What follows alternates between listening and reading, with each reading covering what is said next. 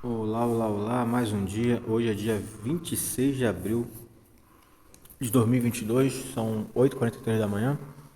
Estamos aqui para mais um tijolinho de Deus, para a honra e glória de São Jesus. Então vamos aqui, deixa eu abrir aqui a Bíblia. Nós estamos em Juízes 17, 18, Salmo 116 e 1 Tessalonicenses, capítulo 2. Então vamos para Juízes 17, 18. Juízes 17 e 18, onde diz assim. Legal que os juízes ontem, né, no último tijolinho, a gente viu a história de Sansão e Dalila. Não tinha lido a história deles, só ouvi falar por outras pessoas. E sempre que eu vejo pela Bíblia, é outra história, é outra coisa, é muito mais interessante. E ontem foi incrível. Vamos agora para o Juízes 17, os ídolos de Mica. Havia um homem chamado Mica, dos montes de Efraim, que disse certa vez à sua mãe: os 13 quilos de prata que lhe foram roubados e pelos quais eu a ouvi pronunciar uma maldição. Na verdade, a prata está comigo. Eu a peguei. Disse-lhe sua mãe: o Senhor o abençoe, meu filho. Quando ele devolveu os 13 quilos de prata à mãe, ela disse: consagro solenemente a minha prata ao Senhor, para que meu filho faça uma imagem esculpida e um ídolo de metal. Eu a devolvo a você.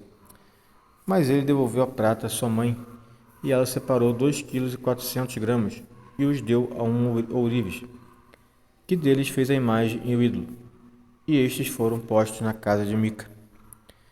Ora, esse homem, Mica, possuía um santuário, e fez um manto sacerdotal e alguns ídolos da família, e pôs um dos seus filhos como seu sacerdote. Naquela época não havia rei em Israel, cada um fazia o que lhe parecia certo. Um jovem levita de Belém de Judá, procedente do clã de Judá, saiu daquela cidade em busca de outro lugar para morar. Em sua viagem chegou à casa de Mica, nos montes de Efraim. Mica lhe respondeu: de onde você vem? Sou levita de Belém de Judá, respondeu ele. Estou procurando um lugar para morar. Fique comigo, disse-lhe Mica. Seja meu pai e sacerdote, e eu lhe darei 120 gramas de prata por ano, roupas e comida. O jovem levita concordou em ficar com Mica e tornou-se um dos seus filhos. Mica acolheu o levita, e o jovem se tornou seu sacerdote e ficou morando em sua casa. E Mica disse: agora sei que o Senhor me tratará com bondade, pois esse levita se tornou meu sacerdote.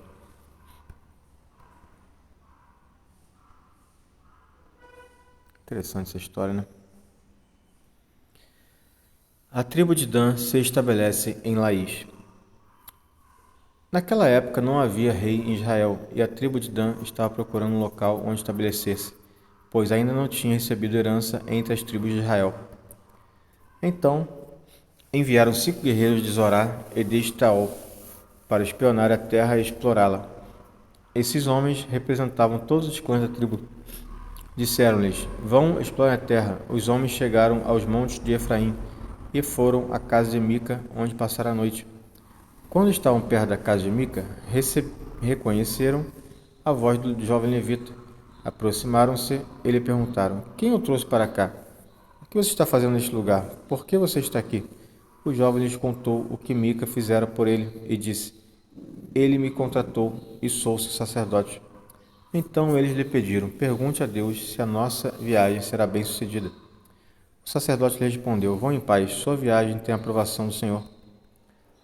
Os cinco homens partiram e chegaram a Laís, onde viram o que o povo vivia em segurança, como os sidônios, despreocupado e tranquilo, e que gozava de prosperidade, pois a sua terra não lhe deixava faltar nada.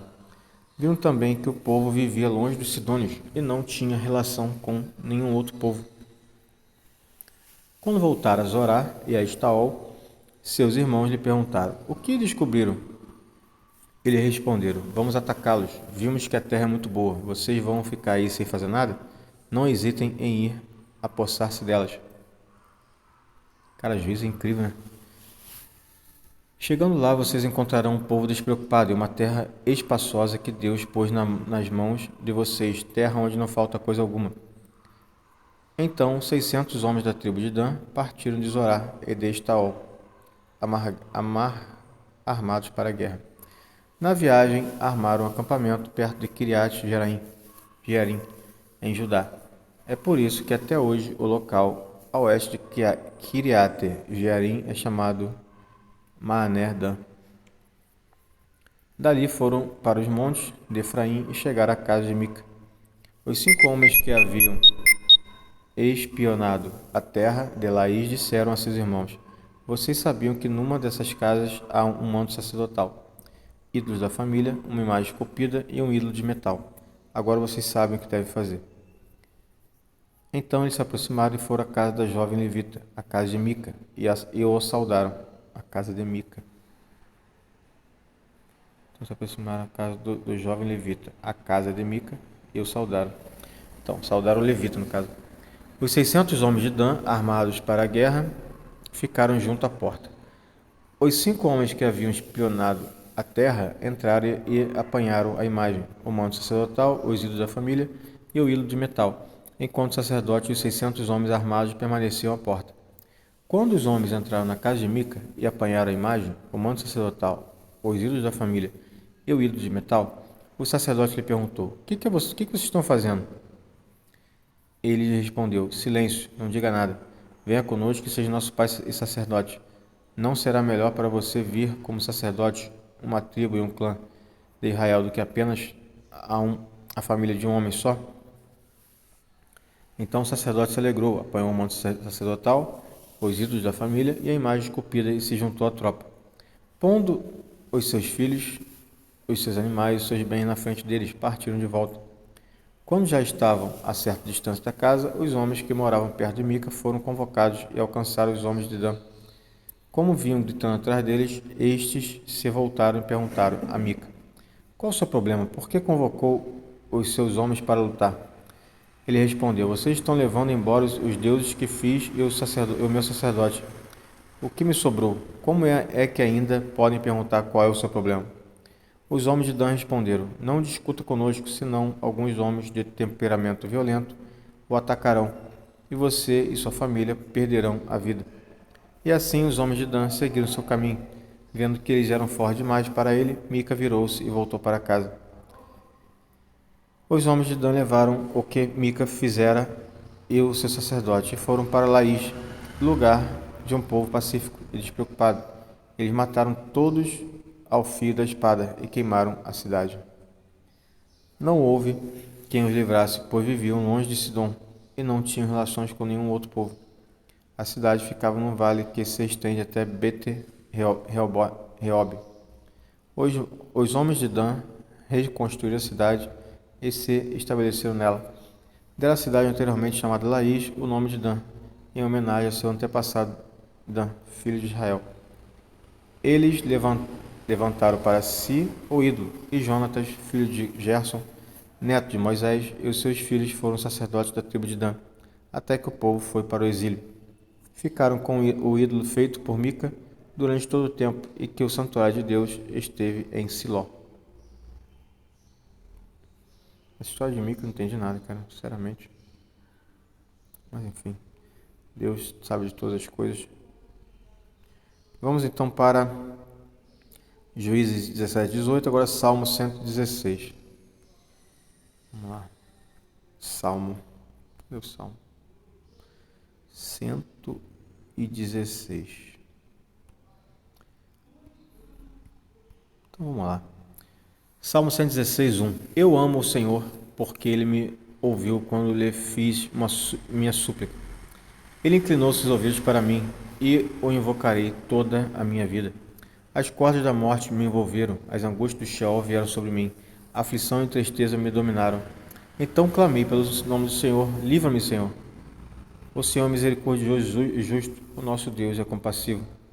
O Senhor protege os simples. Quando eu já estava sem forças, Ele me salvou. Retorne ao seu descanso, ó minha alma, porque o Senhor tem sido bom para você. Pois tu me livraste da morte, os meus olhos das lágrimas e os meus pés de tropeçar, para que eu pudesse andar diante do Senhor na terra dos viventes. Eu criei, ainda que tenha dito: estou muito aflito. Em pânico eu disse: ninguém merece confiança. Como posso retribuir ao Senhor toda a bondade para comigo? Erguerei o cálice da salvação e invocarei o nome do Senhor. Cumprirei para com o Senhor os meus votos na presença de todo o seu povo. O Senhor vê com pesar a morte dos seus fiéis. Senhor, sou teu servo, sim, sou teu servo, filho da tua serva. Livraste-me das minhas correntes. Oferecerei a ti um sacrifício de gratidão e invocarei o nome do Senhor. Cumprirei para com o Senhor os meus votos na presença de todo o seu povo, nos pátios da casa do Senhor, no interior, ó Jerusalém. Aleluia, Jesus. Muito obrigado, Deus. Então é isso. Não, falta um detalhezinho. Falta 1 Tessalonicenses. Primeiro a Tessalonicenses. Tessalônica era um lugar na época, né? Então, Tessalonicense é quem morava em Tessalônica. O mistério de Paulo em Tessalônica. Aí o nome da... Às vezes é estranho isso.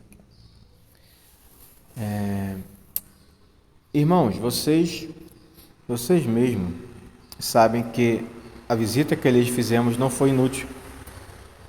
Apesar de termos sido maltratados e insultados em Filipos, por isso que tem Filipenses, né? Que é para os Filipos, para as pessoas que moravam em Filipos.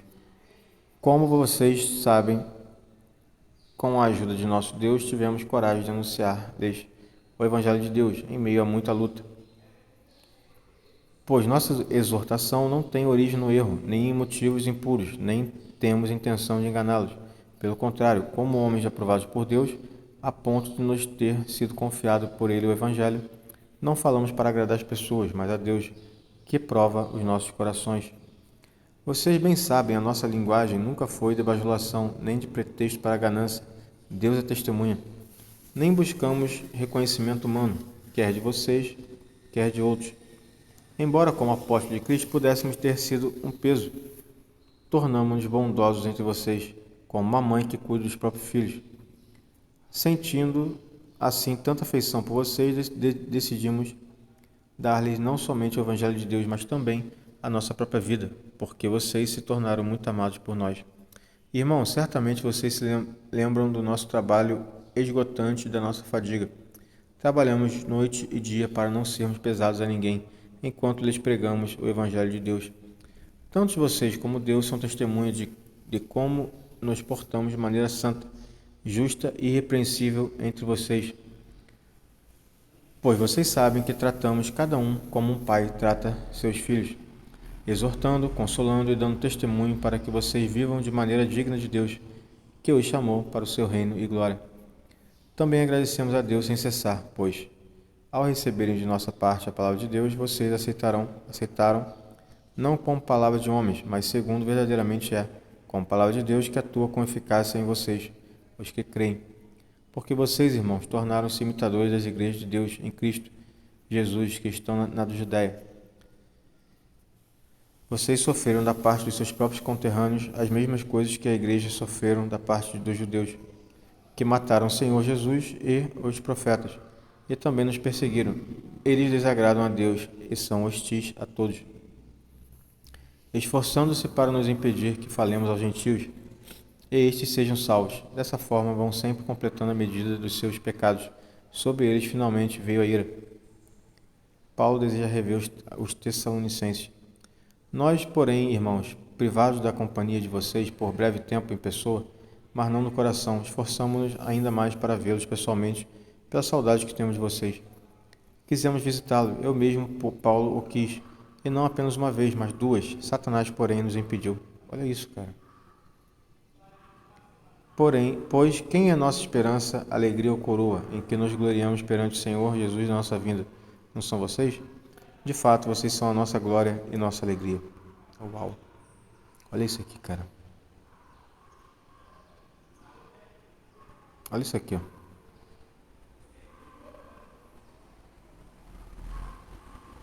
Satanás, porém, nos impediu. Olha só. Paulo lhe quis visitar, mas Satanás criou uma barreira, cara. Acredita nisso? Cara, incrível. Então é isso aí. Nós terminamos aqui. 15 minutinhos do nosso tijolinho de hoje. Muito obrigado pela sua presença. mais ainda a presença de Jesus que estava aqui do nosso lado. Muito obrigado, Senhor, muito obrigado a vocês. Mais uma vez, em nome de Jesus, eu agradeço o meu dia, agradeço nossa semana. Hoje é terça-feira, né? Então, nós temos que agradecer, irmãos, porque Jesus fez uma coisa maravilhosa por nós. Então é isso. Até o próximo vídeo. Tchau, tchau. Deus abençoe.